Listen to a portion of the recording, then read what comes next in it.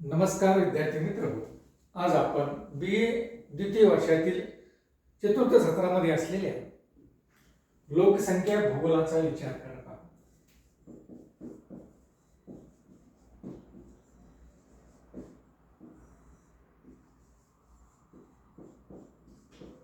लोकसंख्या भूगोलाचा अभ्यास करत असताना या ठिकाणी आपण लोकसंख्या भूगोलाचा किंवा लोकसंख्या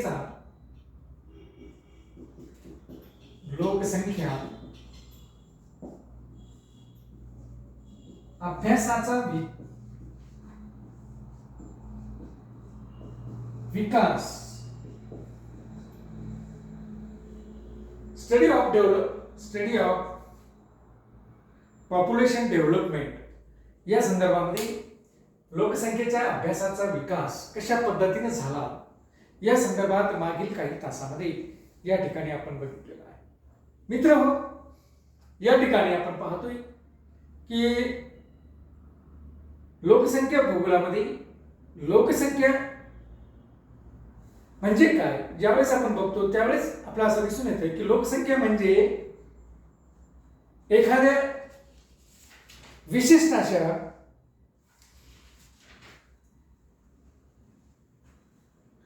राजकीय व भौगोलिक क्षेत्रातील एखाद्या राजकीय किंवा भौगोलिक क्षेत्रातील विशिष्ट काळातील असणारे लोक म्हणजे लोकसंख्या. म्हणजे एखाद्या विशिष्ट काळ आहे त्या काळामध्ये एखाद्या क्षेत्रामध्ये राजकीय आणि भौगोलिक क्षेत्रामध्ये जितक्या व्यक्ती राहतात त्या व्यक्तींना त्या ठिकाणची लोकसंख्या असं म्हटलं जातं. म्हणजे अशा पद्धतीनं आपण लोकसंख्या भूगोलाची व्याख्या या ठिकाणी बघितली. मित्रांनो, मग अशा प्रकारची असणारी ही लोकसंख्या आणि या लोकसंख्येचा एक अभ्यास विषय म्हणून अभ्यासाला सुरुवात कधी झाली हे ज्यावेळेस आपण बघितलं त्यावेळेस आपल्याला असं दिसतं की अगदी प्राचीन काळापासून लोकसंख्येचा अभ्यास या ठिकाणी केला गेला. कारण विषय सामग्री लोकसंख्या भूगोलाची लोकसंख्या हीच आहे. मग या लोकसंख्येचा अभ्यास कधीपासून करण्यात येऊ लागला आणि मग आपल्याला असं दिसलं की प्राचीन काळामध्ये देखील लोकसंख्येचा अभ्यास या ठिकाणी केला जात होता.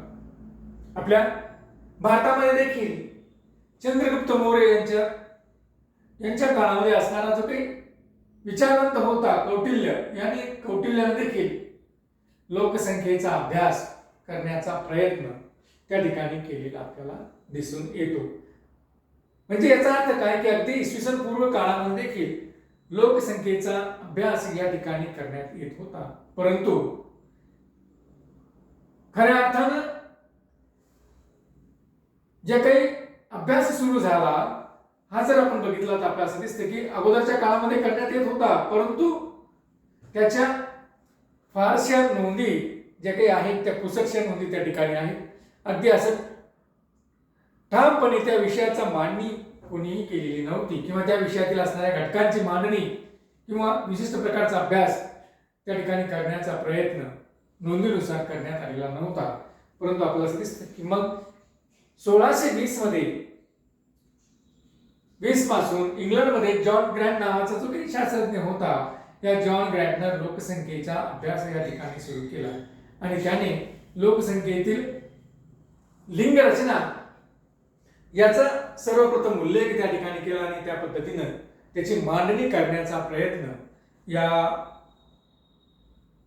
जॉन ग्रँट नावाच्या शास्त्रज्ञानं या ठिकाणी केलं.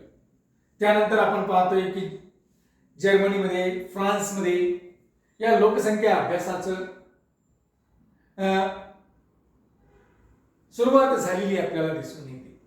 मग आपण असं म्हणतो की खऱ्या अर्थाने युरोपमध्ये लोकसंख्या भूगोलाचा अभ्यास त्या ठिकाणी सुरू झाला आणि मग या ठिकाणी आपण पाहतोय की 19व्या शतकाच्या उत्तरार्धामध्ये जगातील बहुतांशी देशामध्ये जनगणनेला सुरुवात झाली आणि जी काही सामग्री लोकसंख्येच्या अभ्यासाला लागत होती ती सर्व सामग्री आता लोकांना किंवा शास्त्रज्ञांना, विचारवंतांना उपलब्ध होऊ लागली आणि मग त्या माध्यमातून लोकसंख्या भूगोलाच्या सर्वच क्षेत्रामध्ये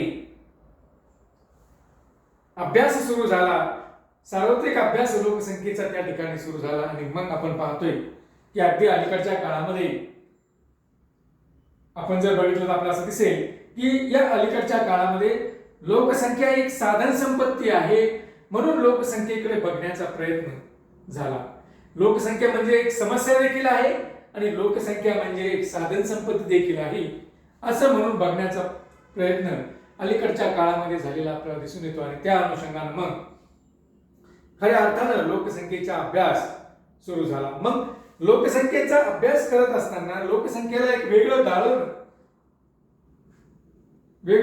लोकसंख्येचं किंवा लोकसंख्या अभ्यासाचं एक वेगळं दालन उघडण्याचं काम या मागील काळामध्ये या ठिकाणी झालं आणि मग त्या दालनाच्या माध्यमातून अधिक सर्वंकष अशा प्रकारचा अभ्यास अधिक खोलवर जाऊन लोकसंख्येचा अभ्यास या ठिकाणी करण्यात येऊ लागला.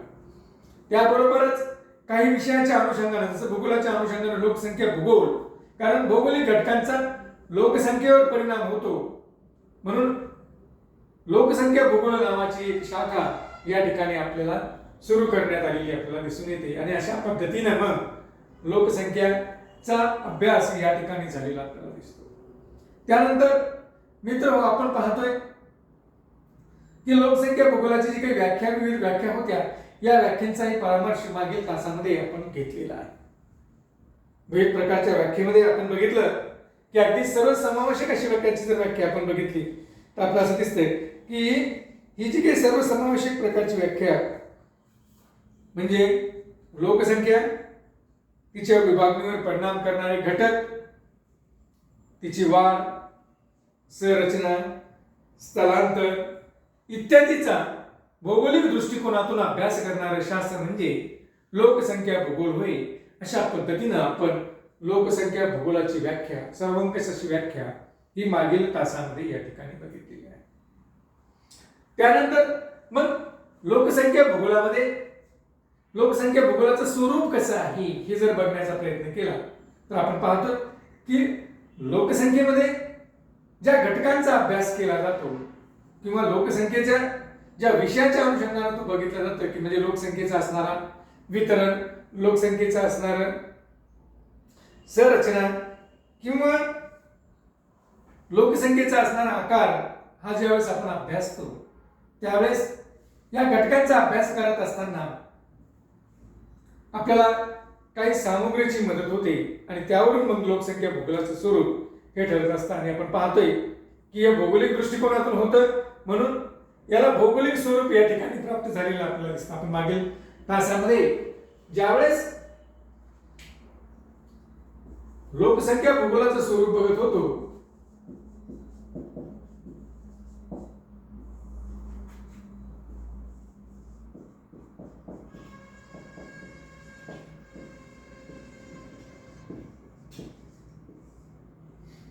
त्यावेळेस आपल्या लक्षात आलं की लोकसंख्येमध्ये ज्या ज्या बाबींचा अंतर्भाव केला गेला, ज्या पद्धतीने लोकसंख्येला अभ्यास करण्यासाठी ज्या घटकांची आवश्यकता भासली त्या घटकांनी स्वरूपामध्ये या ठिकाणी आपल्या समोर आलेली आहे. त्यामध्ये आपण पाहतोय की संख्यात्मक स्वरूप हे प्राप्त झालेलं आहे. लोकसंख्या भूगोलाला संख्यात्मक स्वरूप प्राप्त झालेले आहे कारण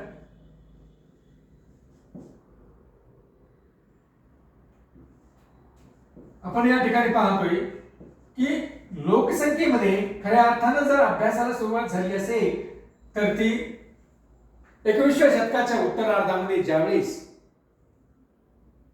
त्यामध्ये जनगणनेला सुरुवात झाली आणि खानेसुमारीला सुरुवात झाल्यानंतर जी काही संख्यात्मक माहिती बाहेर येऊ लागली, जी काही आकडेवारी बाहेर येऊ लागली आणि मग या आकडेवारीचं विश्लेषण करण्यासाठी गणितीय पद्धतीचा ज्यावेळेस या ठिकाणी गणितशास्त्राचा ज्यावेळेस या ठिकाणी अंतर्भाव करण्यात आला त्यावेळेस आपल्याला असं दिसतंय की विविध अशा प्रकारची विश्लेषणे, विविध प्रकारच्या त्या ठिकाणी वर्गीकरण करण्याचा प्रयत्न, विश्लेषण करण्याचा प्रयत्न त्या आकडेवारीचा या ठिकाणी झाला आणि तेव्हापासूनच मग या लोकसंख्येसंदर्भातील विविध असे संशोधनाचे ग्रंथ आपल्याला समोर आलेले दिसून येतात किंवा लोकसंख्येसंदर्भातील आपल्याला असं म्हणता येईल की लोकसंख्येसंदर्भातील महत्वपूर्ण माहिती लोकांसमोर येऊ लागली आणि म्हणून आपण असं म्हणतो की यामध्ये आकडेवारीला संख्येला अधिक महत्व आहे. कारण लोकसंख्या ज्यावेळेस आपण म्हणतो त्यावेळेस व्यक्ती एखाद्या भौगोलिक प्रदेशातील एखाद्या राजकीय प्रदेशातील असणारा व्यक्ती समूह त्या व्यक्ती समूहाची संख्यात्मक माहिती पुढे येऊ लागली आणि मग या संख्यात्मक माहितीचा आधार घेऊन त्या ठिकाणी असणाऱ्या लोकसंख्या कशी आहे, विरळ आहे की दाट आहे, म्हणजे घनतेसंदर्भात माहिती होऊ लागली. जन्मदर आणि मृत्यूदरामध्ये काय फरक आहे तोही त्या ठिकाणी तपासण्यात येऊ लागला. म्हणजे अशा पद्धतीने या माहितीचा वापर करून आणि पुढील काळामध्ये लोकसंख्येमध्ये काय बदल होतील याचाही अनुमान काढण्याचा प्रयत्न या लोकसंख्येच्या आकडेवारीच्या अनुषंगाने विविध प्रकारचे विचारवंत शास्त्रज्ञ या ठिकाणी करू लागले. म्हणजे खऱ्या अर्थानं लोकसंख्येचा अभ्यास या आकडेवारीच्या अनुषंगाने संख्येच्या अनुषंगाने या ठिकाणी होताना आपल्याला दिसू लागला. म्हणजेच याचाच अर्थ असा की लोकसंख्या भूगोलाला या ठिकाणी संख्यात्मक स्वरूप प्राप्त झालेलं दिसतं. इथं संख्येच्या माध्यमातून लोकसंख्या व्यक्त करण्यात येऊ लागलेली होती. लोकसंख्या ही व्यक्त करण्यासाठी संख्या हे माध्यम होतं, आकडेवारी हे माध्यम होतं आणि मग या आकडेवारीच्या माध्यमातून जी काही या आकडेवारीवरील जी काही उपाययोजना आहे ती करण्याचा प्रयत्न करण्याचं काम या ठिकाणी प्राप्त झालेलं होतं. म्हणून आपण पाहतो की एक संख्यात्मक स्वरूप लोकसंख्या भूगोलाला या ठिकाणी प्राप्त झालेलं. त्यानंतर दुसरं जे काही आपण बघितलं अगोदरच्या तासामध्ये ते म्हणजे भौगोलिक स्वरूप.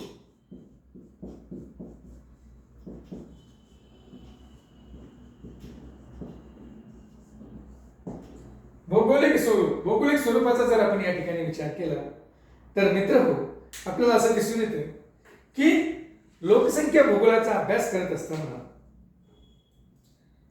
लोकसंख्येमधील जे काही वेगवेगळे अशा प्रकारचे अभ्यास घटक आहेत, मग ते असेल लोकसंख्येचे वितरण असेल, लोकसंख्येची वाढ असेल, लोकसंख्येमध्ये होणारं स्थलांतर असेल म्हणजे बदल, या सर्व घटकांचा विचार, मग ते जन्मदर असेल, मृत्यूदर असेल, या सर्व घटकांचा विचार भौगोलिक दृष्टिकोनातून करण्यात येऊ लागला. कारण या सर्व घटकांवर भौगोलिक घटकाचा परिणाम झालेला आपल्याला दिसून येतो. जसं भौगोलिक घटकामध्ये आपण पाहतोय की जमिनीचं स्वरूप कसं आहे, भूरचना कशी आहे, याचाही परिणाम लोकसंख्येवर होतोय. त्यानंतर हवामान कसं आहे, हवामानाचाही परिणाम हा भौगोलिक घटक आहे. या हवामानाचाही परिणाम लोकसंख्येवर झालेला आपल्याला दिसतोय. त्याचबरोबर पाणी पुरवठा कसा आहे त्याचाही परिणाम लोकसंख्येवर झालेला आपल्याला दिसतो.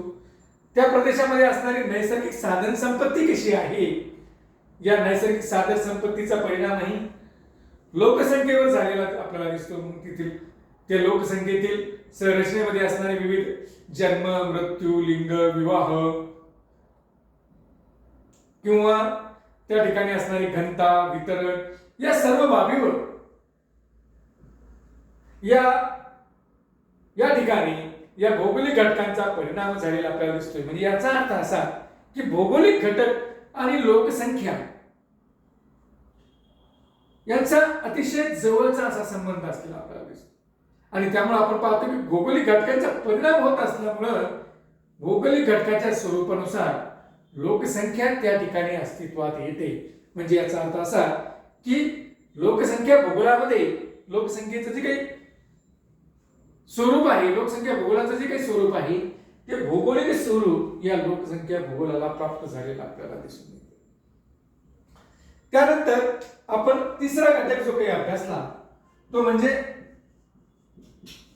लोकसंख्या भूगोलाचं आर्थिक स्वरूप.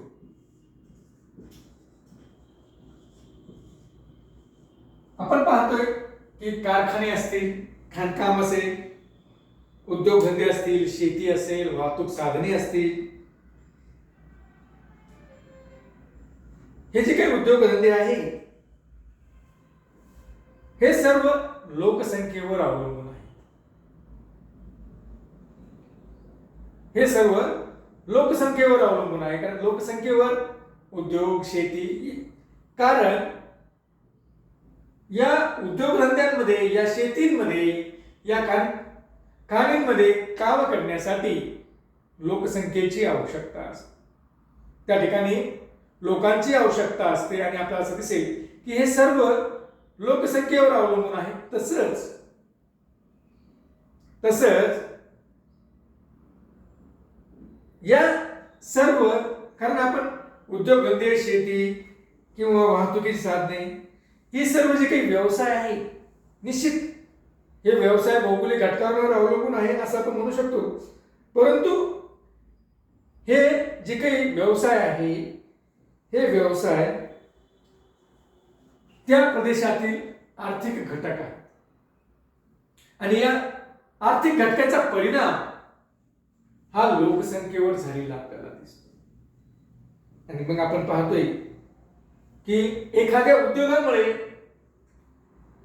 त्या प्रदेशामध्ये जर आर्थिक विकास होत असेल, तर आर्थिक विकास झाल्यामुळे त्या प्रदेशाकडे अधिकची लोकसंख्या स्थलांतरित होते. अधिकची लोकसंख्या त्या प्रदेशाकडे येते आणि त्यामुळं त्या प्रदेशामध्ये लोकसंख्येमध्ये वाढ झालेली आपल्याला दिसते. म्हणजे याचा अर्थ असा की आर्थिक घटकाचा परिणाम हा लोकसंख्येच्या वितरणावर होतो, लोकसंख्येच्या वाढीवर होतो, लोकसंख्येतील असणाऱ्या गुणोत्तरावर होतो, लिंग गुणोत्तर असेल त्याच्यावर होतो. म्हणजे अशा पद्धतीनं आर्थिक घटकाचा देखील परिणाम हा लोकसंख्येवर झालेला आपल्याला दिसतो. त्यामुळं लोकसंख्या भूगोलाला आर्थिक स्वरूप प्राप्त झालेलं आपल्याला दिसतं. त्यानंतर चौथं जे काही आपल्याला अभ्यासायचं होतं ते म्हणजे लोकसंख्या भूगोलाला तौलनिक स्वरूप प्राप्त झालेलं आहे.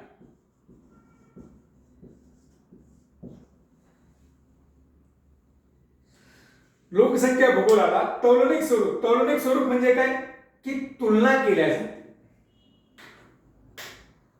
ज्यावेळेस आपण लोकसंख्येचा अभ्यास करतो त्यावेळेस वेगवेगळ्या प्रदेशातील लोकसंख्येची तुलना करत असतो. म्हणजेच या ठिकाणी आपण तुलनात्मक पद्धतीचा लोकसंख्येच्या अभ्यासासाठी वापर करतो. म्हणजे याचा अर्थ असा होतो की या लोकसंख्येच्या अभ्यासामध्ये ज्यावेळेस आपण तुलना करतो त्यावेळेस आपल्याला त्या लोकसंख्येमध्ये दोन प्रदेशामध्ये काय बदल आहे, काय भिन्नता आहे आणि काय सारखेपणा आहे हे आपण अभ्यासण्याचा प्रयत्न या तौलनिक अभ्यासातून या ठिकाणी करतो. याचा अर्थ असा की लोकसंख्या भूगोलाला तौलनिक स्वरूप या ठिकाणी प्राप्त होतं. आणि मग आपण पाहतोय की दोन निरनिराळ्या प्रदेशामधील जन्मदर आणि मृत्यूदर कसा आहे, दोन वेगवेगळ्या प्रदेशातील घनता कशी आहे, दोन वेगवेगळ्या प्रदेशातील लोकसंख्येचं वितरण कसे आहे, त्या दोन वेगवेगळ्या प्रदेशामध्ये स्थलांतराचं प्रमाण कसं आहे, म्हणजे स्थलांतर बाहेर जाणार आहे की त्या प्रदेशाकडे येणार आहे, म्हणजे या पद्धतीने निर्गमन करणार आहे की आगमन करणारं स्थलांतर आहे, याचाही विचार या तौलनिक दृष्टीतून केला जातो.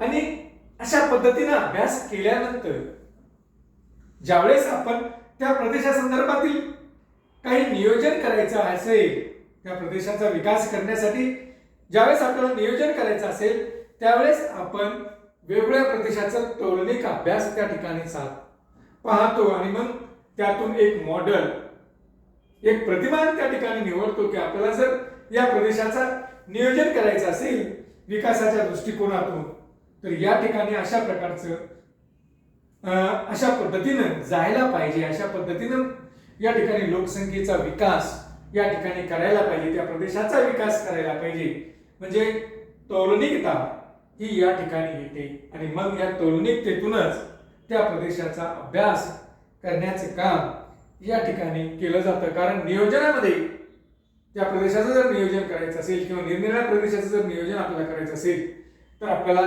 त्या ठिकाणी तुलना करणं त्या वेगवेगळ्या प्रदेशामध्ये आवश्यक असतं आणि त्या प्रदेशानुसार त्या प्रदेशातील असणाऱ्या वेगवेगळ्या घटकांनुसार मग आपल्याला त्या ठिकाणी नियोजनाचं कोणतं मॉडेल त्या ठिकाणी लावायचं किंवा कशा पद्धतीनं नियोजन करायचं हे आपल्याला ठरवता येतं. तर अशा पद्धतीने मित्र हो या ठिकाणी लोकसंख्या भूगोलाला तौलनिक स्वरूप देखील या ठिकाणी प्राप्त झालेलं आपल्याला दिसतं. त्यानंतर मित्र जे काही लोकसंख्या भूगोलाचं स्वरूप जर आपण बघितलं तर आपल्याला असं दिसतं की गतिशील स्वरूप प्राप्त झालेलं आहे. असं ज्यावेळेस आपण म्हणतो की लोकसंख्या भूगोलाला गतिशील स्वरूप प्राप्त झालेलं आहे, याचा अर्थ असा की लोकसंख्येचा एखाद्या प्रदेशातील लोकसंख्येचा ज्यावेळेस आपण अभ्यास करतो त्यावेळेस आपल्या लक्षात येतं की त्या ठिकाणी असणारी लोकसंख्या ही स्थिर स्वरूपाची नाही किंवा स्थिर स्वरूपाची नसते. कारण या लोकसंख्येमध्ये बदल होत राहतो. काही कारणाने लोकसंख्येमध्ये जन्मदर वाढला तर लोकसंख्या वाढते. काही कारणाने जर लोकसंख्येमध्ये मृत्यूदर वाढला त्या प्रदेशामध्ये तर लोकसंख्येमध्ये घट होते.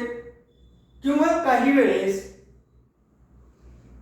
राजकीय, आर्थिक किंवा भौगोलिक संकट आलं तरी देखील त्या प्रदेशामध्ये स्थलांतर होतं. त्या प्रदेशाकडून इतर प्रदेशाकडे किंवा इतर प्रदेशाकडून त्या प्रदेशाकडे स्थलांतर होतं आणि त्यामुळे देखील लोकसंख्येमध्ये बदल झालेला आपल्याला दिसून येतो. म्हणजे याचा अर्थ जो काही लोकसंख्या भूगोलाचा अभ्यास विषय जर लोकसंख्या असेल आणि ही लोकसंख्याच जर गतिशील स्वरूपाची असेल, या लोकसंख्येमध्ये जर वारंवार बदल होत असतील तर लोकसंख्या भूगोलाला गतिशील स्वरूप प्राप्त झालेलं आपल्याला दिसून येतं. आपण पाहतोय की हे गतिशील स्वरूप कशाच्या अनुषंगाने प्राप्त होतं तर जन्म आणि मृत्यूचं प्रमाण. मी तुम्हाला अगोदर सांगितलं की जन्मदर वाढला की लोकसंख्या ही वाढते, मृत्यूदर वाढला की लोकसंख्येमध्ये घट होते. त्याचबरोबर त्या प्रदेशामध्ये या दोन्ही घटकावर आपण पाहतोय की परिणाम करणारा जर एखादा घटक आरोग्यविषयक जर सोयी सुविधांचा जर आपण या ठिकाणी अधिक विकास केला तर आपल्याला असं दिसतंय की मृत्यूदर कमी होतो आणि मृत्यूदर कमी झाला जन्मदरामध्ये वाढ होते. किंवा आपल्याला असं म्हणता येईल की जन्मलेलं बाळ हे पुढे, कारण अगोदरच्या काळामध्ये जन्मदर जरी अधिक होता तरी मात्र ते बाळ प्रौढत्वाकडे किंवा वृद्धावस्थेपर्यंत जातच होतं असं नाही. कारण मधल्या काळामध्ये अनेक प्रकारचे साथीचे आजार या ठिकाणी यायचे आणि मग जन्मलेलं बाळ मृत्यूदर जरी जास्त असला, आपला जन्मदर जरी जास्त असला तरी त्याच्या एवढाच त्या ठिकाणी मृत्यूदर देखील होता. आणि म्हणून लोकसंख्येमध्ये अगोदरच्या काळामध्ये फारशी वाढ होत नव्हती. परंतु अलीकडच्या काळामध्ये आपण पाहतोय की वैद्यकीय सुविधांचा विकास एवढ्या मोठ्या प्रमाणात झाला की जन्मदर आहे तो त्याच ठिकाणी राहिला, मात्र मृत्यू दरामध्ये घट झाली आणि त्याचा परिणाम असा झाला की लोकसंख्या ही अधिक गतीने वाढू लागली.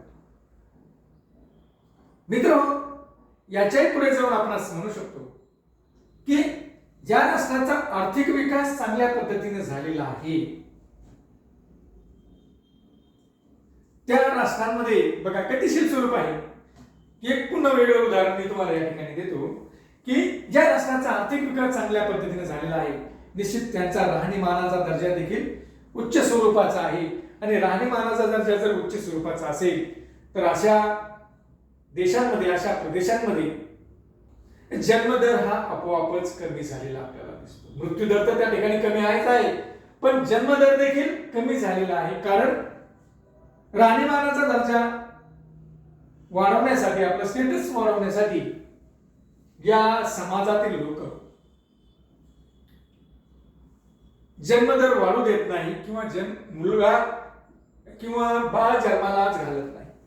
म्हणजे अशा पद्धतीनं आपल्याला असं दिसतं की मग अशा वेळेस देखील